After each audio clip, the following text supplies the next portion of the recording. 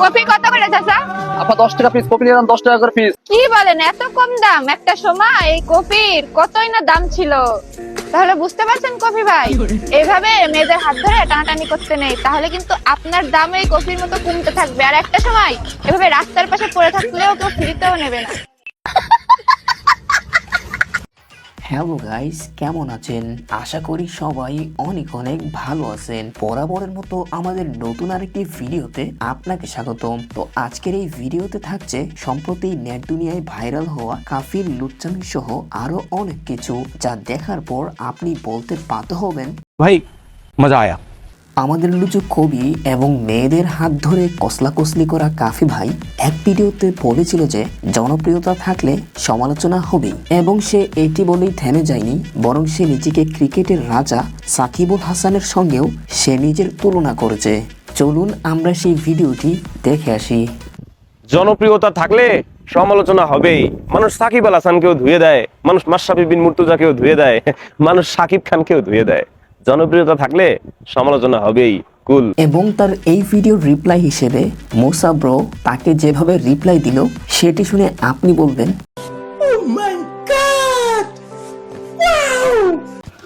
জনপ্রিয়তা থাকলে মানুষ সমালোচনা একটু করবেই, ঠিক আছে?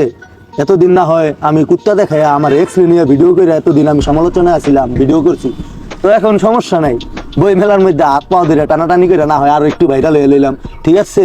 এটি হচ্ছে ভাইরাল হওয়ার নানান টপিক। এখন তোমরা এই সব বিষয় নিয়ে আলোচনা করবা আর আমার ভাইরাল করে দিবা, ঠিক আছে? আর টাকা পয়সা সেটা তো মনে করো আইবে, যত ভিউজ কত টাকা, বুঝো নাই? समझ रहे हो आप समझ रहे हो ना। 2025 সালের বইমেলা কাফিকে দ্বারা কিন্তু হাইলাইটেড হয়েছে ভাইয়া, অস্বীকার করা যাবে না, অবদান অস্বীকার করা যাবে না। পৃথিবীটা কিন্তু গোল ভাইয়া। আর তুমিও এইটা অস্বীকার করতে পারবা না যে 2025 সালের বইমেলাটা শুধুমাত্র তোমার জন্যই নষ্ট হয়েছে। বইমেলায় বান্ধবীর হাত ধরার কারণে আজকে ভাই বেড়াদার চরিত্র নিয়ে কথা বলে, ওই ভাই বেড়াদের আবার অন্য মেয়ের গাড়িতে চড়ে ঘুরে, ভিডিও কলে জমে থাকে, রেস্টুরেন্টে স্পেশাল রুমে নানানভাবে মিটিং করে। ভাইয়া, পৃথিবীতে সবাই নষ্ট, কেউ ওপেনে কেউ গোপনে। ভাই, ধরে নিলাম যে পৃথিবীতে সবাই নষ্ট, কেউ ওপেনে আর কেউ গোপনে, কিন্তু ভাইয়া তুমি কেন এত বড় একজন কন্টেন্ট ক্রিয়েটর হওয়া সত্ত্বেও প্রকাশ্যে করো লুচ্চামি? মানে তুমি এত বড় বোকাশোকা কেমনে হইতে পারলা? সুটিয়ে লাল করে দেবো, নোংরামি বার করে দেবো।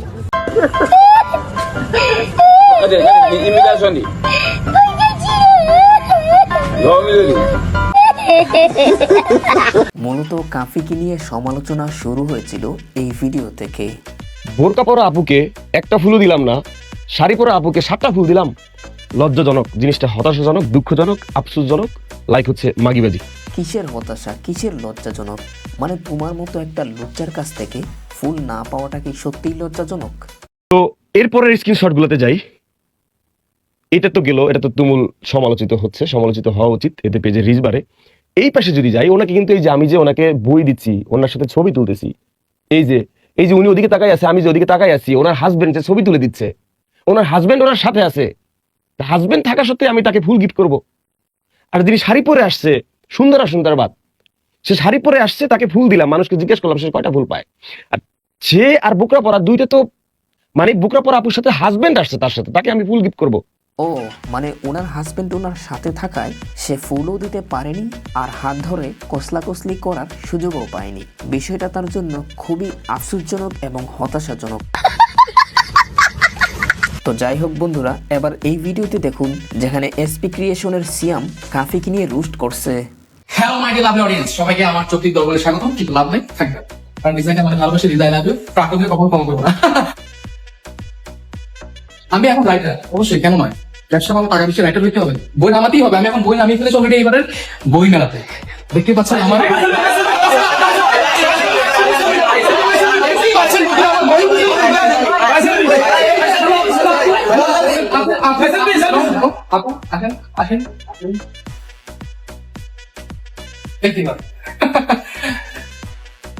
তুমি কি রিজা না, সে কেন রিজা হবে?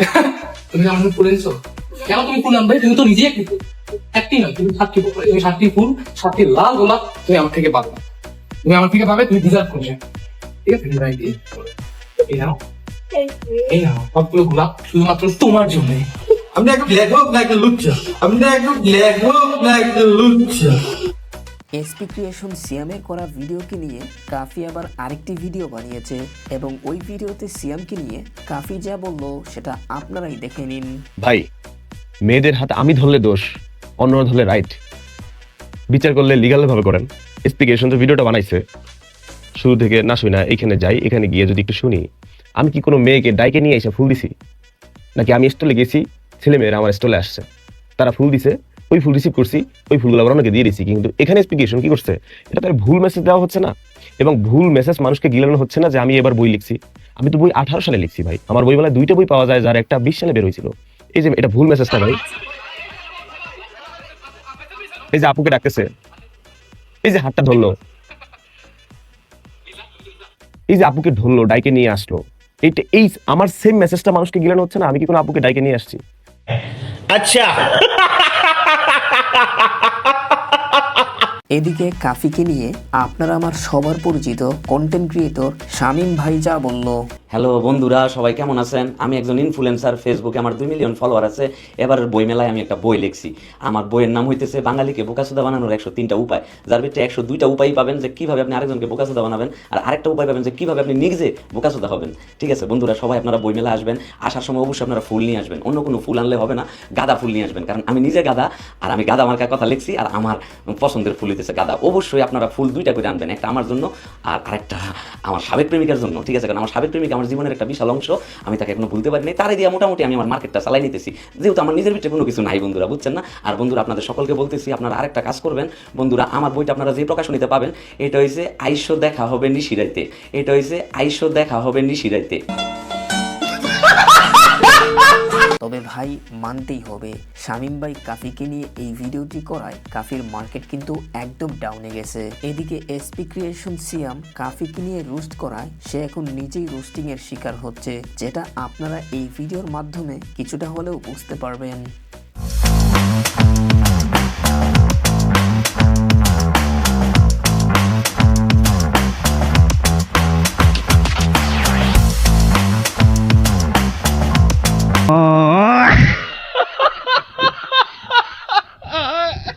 ভাই এটাকেই বলে পুরান পাগলের ভাত নাই, আবার নতুন পাগলের আমদানি।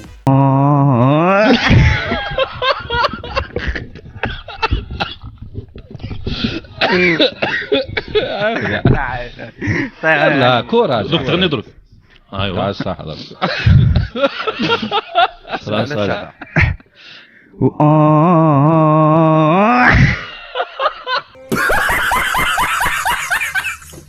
এদিকে আবার ফারহান সাদিক ভাই এই 3 জনকে নিয়ে ভিডিও বানিয়ে তাদের সম্পর্কের জোড়াতালি দেওয়ার আপ্রাণ চেষ্টা করলেন।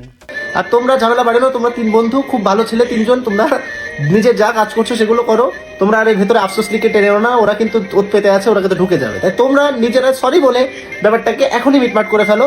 আর ঝামেলা তো বন্ধু বান্ধবদের মধ্যে হয়েই থাকে, তাই না? তা তোমরা মিটমাট করে ফেলো, তোমরা সবাই যে যার কাজ করো, 2 দিন ঝামেলা হবে, তারপরে আবার ঠিক হয়ে যাবে। তাই কেউ আর কোনো ভিডিও দিও না, নিজেদের মধ্যে যা লাইভ টাইপ ভিডিও দিয়েছো সব ডিলিট করে ফেলো। আচ্ছা। তবে শেষমেশ আপনাদেরকে কাফির একটা ভিডিও দেখাবো, যেটা দেখার পর থেকে আমি ব্যক্তিগতভাবে তাকে অনেক ঘৃণা করি। আবার এই ভিডিওটি দেখার পর আমি এটাই বুঝতে পারলাম যে দুর্জন বিদ্যান হইলেও পরিত্যাজ্য। তুমি কি আমার গোলাপ হবে, নাকি তুমি আমার বেলি হবে? বেলি? গোলাপ কেন নয়? কারণ বেলি ফুটেছে।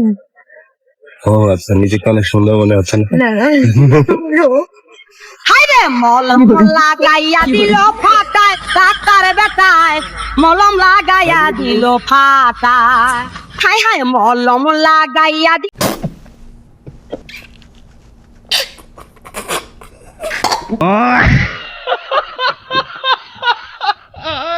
তো যাই হোক বন্ধুরা, আজকের এই ভিডিওটি এখানেই শেষ করছি। আর ভিডিওটি কেমন লাগলো অবশ্যই কমেন্টে জানাবেন। আর চ্যানেলে নতুন দর্শক হয়ে থাকলে ভিডিওতে একটি লাইক দিয়ে চ্যানেলটি সাবস্ক্রাইব করার অনুরোধ রইল। Bye bye tata good bye.